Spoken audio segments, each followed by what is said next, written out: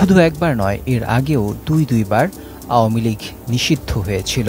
মজার ব্যাপার হলো, এবার যেমন হাসিনা নিজে আওয়ামী লীগের কবর দিয়েছেন, একইভাবে কবর দিয়েছিলেন আওয়ামী লীগ পিতা শেখ মুজিবুর রহমানও।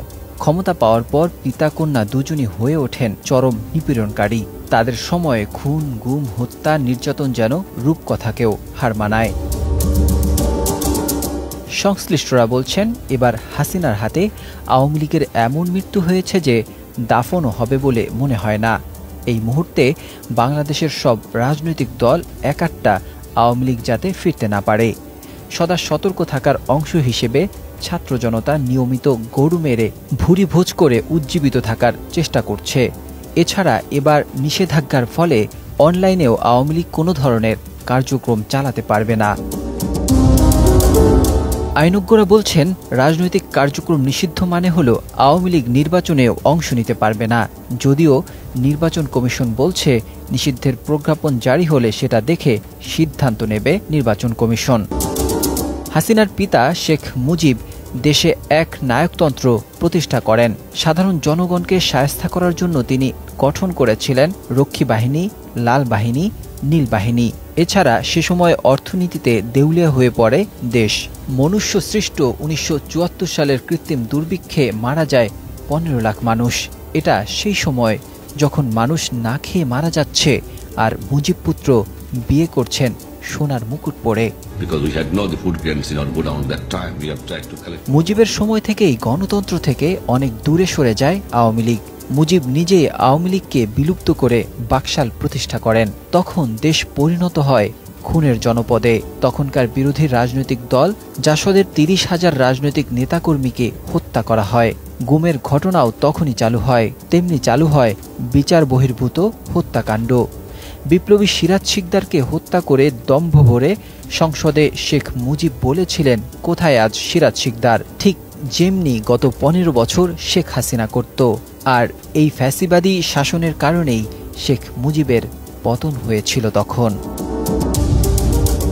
এরপর আওয়ামী লীগ দীর্ঘ ২১ বছর রাষ্ট্র ক্ষমতায় আসতে পারেনি। ১৯৯৬ সালে এবং পরে ২০০৯ থেকে ২০২৪ পর্যন্ত ক্ষমতায় প্রায় ২০ বছরেরও বেশি সময় থেকে আওয়ামী লীগ ফ্যাসিবাদকে প্রতিষ্ঠা করে গেছে।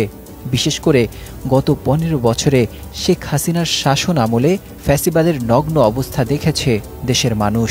বিডিআর ম্যাসাকারে ৫৭ জন চৌকস সেনা কর্মকর্তাকে নির্মমভাবে হত্যা করা হয়েছে ভারতের স্বার্থে। জুডিশিয়াল কিলিংয়ের নজির স্থাপন করা হয়েছে দেশে। শাপলা চত্বরে ৩০০ জনেরও বেশি আলেম ওলামা গণহত্যার শিকার হয়েছেন। মাওলানা দেলোয়ার হোসেন সাঈদীর ফাঁসির রায়কে কেন্দ্র করে ২৫০ জন গণহত্যার শিকার হন। তেমনি সামান্য মোদির সফরকে কেন্দ্র করেও গণহত্যা চালানো হয়। জাতিসংঘের মানবাধিকার বিষয়ক সংস্থার রিপোর্ট অনুযায়ী জুলাই বিপ্লবে ১৪০০ ছাত্র জনতাকে গণহত্যা করেছে হাসিনা। গত ১৫ বছরে শুধু মানুষ হত্যা করেই ক্ষান্ত হয়নি শেখ হাসিনা। নির্বাচনের নামে প্রহসন চালিয়েছে, যা বাংলাদেশের ইতিহাসে রাতের ভোট হিসেবে এক কালো অধ্যায় রচিত হয়েছে। শুধু তাই নয়, এসব নির্বাচনে এজেন্টদের বের করে দেয়া এবং গোপন কক্ষে ঢুকে নৌকায় ভোট দিত হাসিনার নেতাকর্মীরা। এমনকি হাসিনা তখন আন্তর্জাতিক অনুরোধকেও উপেক্ষা করেছিল। এছাড়া ১৯৯৬ সালে জেনারেল নাসিমের কুয়ের ইন্ধনদাতাও ছিল আওয়ামী লীগ। তেমনি ১/১১ মঈন মাসুদের জরুরি সরকারের ষড়যন্ত্রের সঙ্গেও জড়িত ছিল আওয়ামী লীগ। শেখ হাসিনা বলেছিলেন, এই সরকার আমাদের আন্দোলনের ফসল। এটা আরও স্পষ্ট হয় ভারতের সাবেক রাষ্ট্রপতি প্রণব মুখার্জির আত্মজীবনীতে। শেখ হাসিনাকে ক্ষমতায় আনতে জেনারেল মঈনকে তিনি কি বলেছিলেন সে কথা লেখা আছে বইটিতে। বিএনপি সরকারের বিরুদ্ধে ১৭৩ দিনের হরতাল করে দেশকে ছারখার করে দিয়েছিল আওয়ামী লীগ। লগি বৈঠার তাণ্ডব চালিয়ে সাপের মতো পিটিয়ে মানুষ হত্যার সেই নগ্ন ফ্যাসিবাদের কথা মানুষ আজও ভোলেনি। এরপর গত ১৫ বছরের ফ্যাসিবাদী কর্মকাণ্ডের সাক্ষী হয়েছে বাংলাদেশ। এসব কর্মকাণ্ডের দ্বারা বোঝা যায় ফ্যাসিবাদী দল হিসেবেই আওয়ামী লীগ তার পরিচয় বহন করে। আওয়ামী লীগ কখনো ইতিহাস থেকে শিক্ষা নেয়নি, যার ফলেই বারবার নিষিদ্ধ হয়েছে আওয়ামী লীগ। যার মধ্যে ১৯৭১ সালের ২৬শে মার্চ পাকিস্তানের তৎকালীন প্রেসিডেন্ট ইয়াহিয়া খান নিষিদ্ধ করে আওয়ামী লীগকে।